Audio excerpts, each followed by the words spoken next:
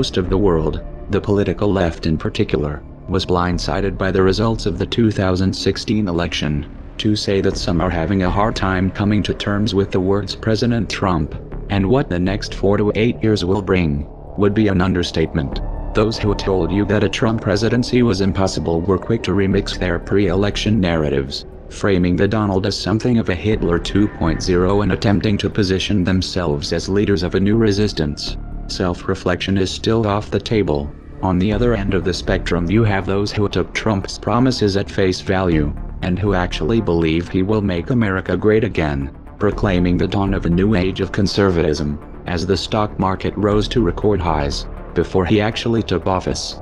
Both sides are utterly unprepared for what's coming. Let's just cut to the chase. Is Trump going to usher in a new era of prosperity and innovation, or is he going to be the one standing in the center ring when the circus tent comes down? Remember, some voted for Trump as a political Molotov cocktail. Trump is a businessman. You say, he's going to make things happen. Cut taxes, cut regulation, invest $1 trillion in infrastructure including a ginormous wall, punish companies that move factories overseas, rebuild the military, restore relations with Russia, start a trade war with China, and a new arms race would create jobs. There's a lot to unpack there, and those are debates worth having. However, much of this hinges on a variable that Trump doesn't control: the Federal Reserve. The Federal Reserve has held interest rates near zero for close to a decade. They also engaged in quantitative easing from 2009 to 2014, accumulating $4.5 trillion worth of mortgage-backed securities and treasury notes. They are still holding those assets, by the way. This inflated stock and bond market bubbles of historic proportions. When a friendly face is in the White House, crashes are typically attributed to a war, a terrorist attack, or some other external variable. For example, 9/11, which masked the unraveling of the tech bubble in 2001. The Trump administration, however, is an excuse in and of itself. Word is the Fed is leaning towards increasing interest rates aggressively in 2017, and may engage in any inflationary measures to offset Trump's infrastructure stimulus plans. That means that the flow of money and credit is about to be tightened. It also means the Fed is setting itself up for a showdown. If Trump plays by the rules, he will have to wait until 2018 to replace Janet Yellen. A lot can happen within that time frame. Trump's personality is a wild card. He's impulsive, he fights dirty, and he fights to win. He also happens to have a history with organized crime. If Trump goes to war with the Federal Reserve, this could get out of hand in ways that most can't even imagine, especially when geopolitics are factored in. As a result, the US dollar's position as the world reserve currency is going to be in play. Add to that backdrop a little social unrest on the domestic front. If recent history serves as any indicator, we can count on seeing some kind of racially charged flashpoint involving the police during the Trump administration, probably before 2017 is over. It's also fairly safe to say, given recent history, that some of these protests will turn violent and destructive. The trend has been towards escalation. Having Trump in charge will take this to a new level. Trump ran on a platform of law and order, and support for the police, which piggybacked on the perception that Obama was undermining law enforcement during his term. In spite of the fact that Obama greatly accelerated the militarization of the police, just the belief that Trump has their back is going to influence the police response.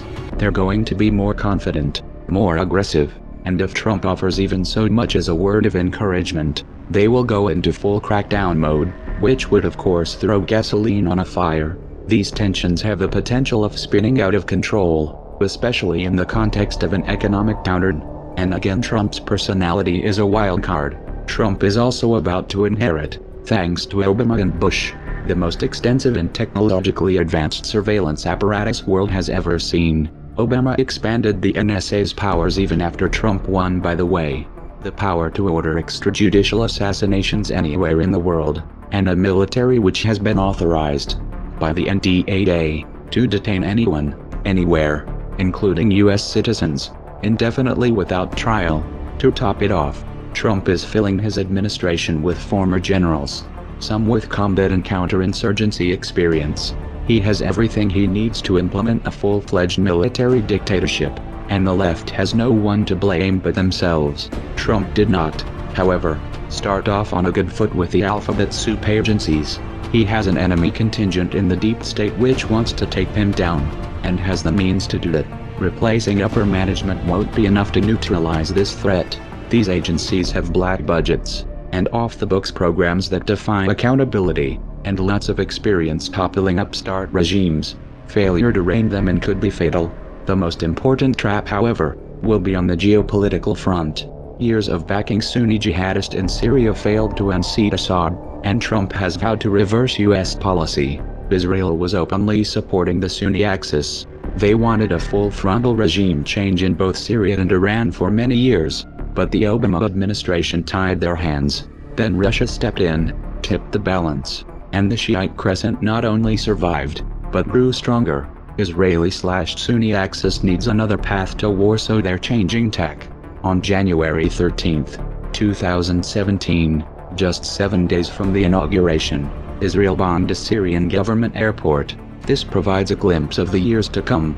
Israel's strategy is simple: provoke Syria and/or Iran until one of them retaliates, which would of course provide cover to take territory.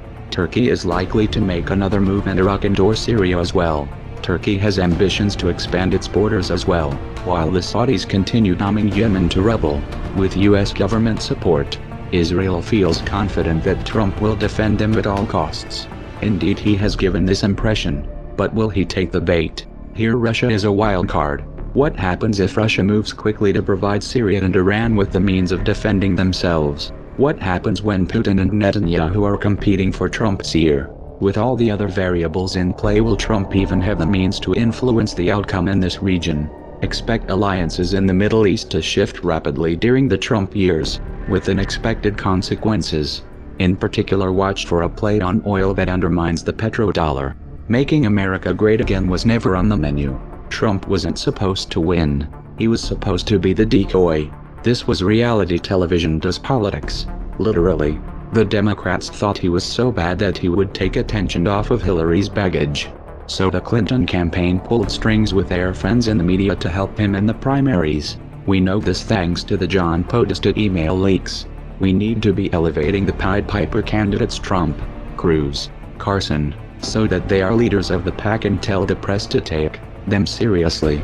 The DNC, and their corporate media lackeys, then worked to marginalize the Bernie Sanders campaign, and used a secret agreement backed by leverage, to prevent him from attacking Clinton. This was confirmed by the DNC email leaks. Oops. You can't unthrow a Molotov cocktail. So get your popcorn, and buckle up. The show is about to begin.